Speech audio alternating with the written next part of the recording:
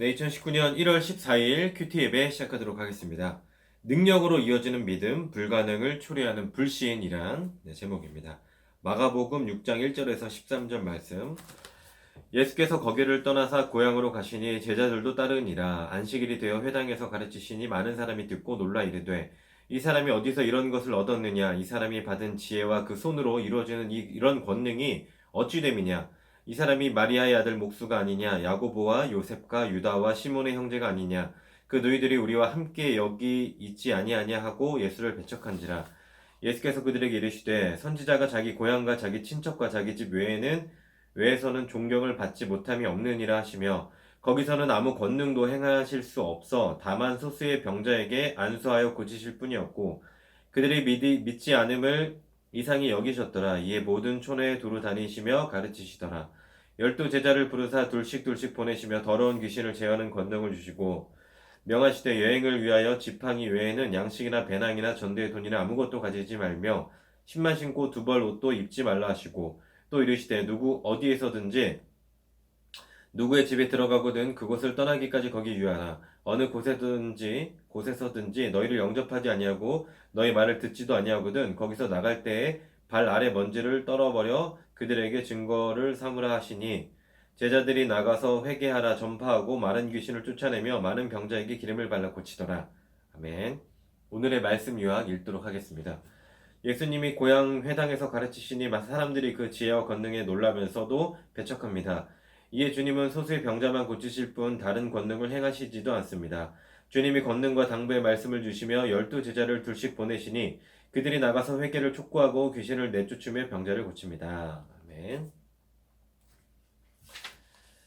네, 본문 해설입니다. 불신하는 고향 사람들. 네. 믿음이 없으면 주님의 능력을 볼 수 없습니다. 나사렛 고향 사람들은 예수님의 지혜와 능력에 놀라면서 그 출처에 대해 의문을 품습니다. 그들은 예수님의 가족과 성장 과정을 익히 알고 있었기에 예수님이 보이시는 지혜와 능력에 대해 의구심을 갖고 배척합니다. 그들은 선입관 때문에 믿음을 가질 수 없었습니다. 이는 예수님이 가버나움 회당에서 가르치실 때 사람들이 그 가르침과 능력에 놀라면서 권위 있는 새 교훈이라 경탄한 것과는 대조됩니다. 믿음이 있는 곳과 없는 곳, 신자와 불신자의 차이는 분명합니다. 예수님이 고향에서 권능을 행하지 않으신 것은 그분의 능력이 부족해서가 아니라 권능을 받을 믿음의 소유자들이 없었기 때문입니다. 구원의 능력은 믿는 자에게 허락됩니다. 나사렛 고향 사람들의 불신에 예수님 마음은 어떠셨을까요? 하나님의 말씀을 받아들이는데 방해되는 나의 선입관이나 편견은 무엇인가요? 불신에 예수님 마음은 어떠셨을까요? 굉장히 불편하셨을 거라 생각이 듭니다.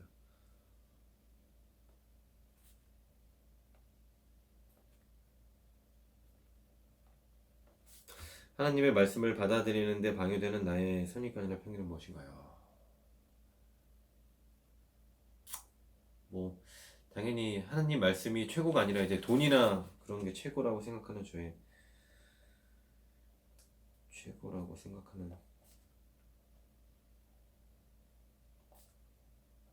부족한 믿음이겠죠.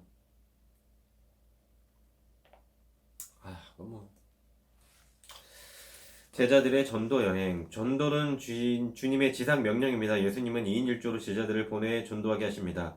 2인 1조는 어떤 일에 대한 증거 효력을 위해 최소 2명이 필요하다는 구약 전통과 연결됩니다. 예수님은 제자들에게 권능을 주십니다. 전도는 영적 전쟁이기에 사람의 힘과 지식이 아닌 주님의 권능을 의지할 때 열매를 거둘 수 있습니다. 예수님이 전도 여행에 필요한 물품들을 엄격히 제한하신 것은 오직 주님만 의지하고 그분의 돌보심을 체험하도록 하기 위함입니다. 발 아래 먼지를 떨어뜨리는 것은 복음을 거부한 사람에 대해 제자들은 책임이 없다는 표시입니다.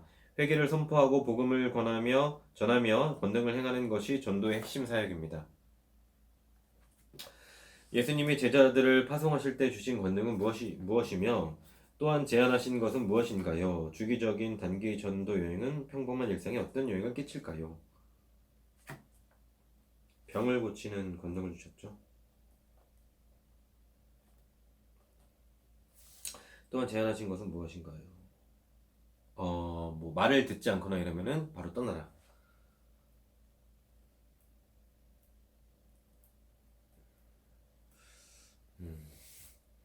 주기적인 단기 전도 여행은 평범 일생에 어떤 영향을 끼칠까요?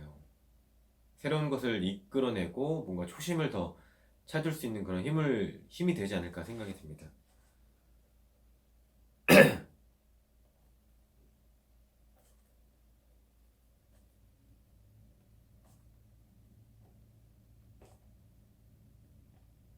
기도하겠습니다. 하나님, 믿음의 눈을 들어 주님이 행하실 일을 바라보게 하소서. 끊어지지 않는 세 겹줄로 함께 기도하며 하나님 나라를 꿈꿀 동역자를 제 곁에 허락하소서. 영원히 거할 처소인 천국을 기대하며 이 땅을 딛고 사는 순례자로서 간소한 삶을 살게 하소서. 아멘.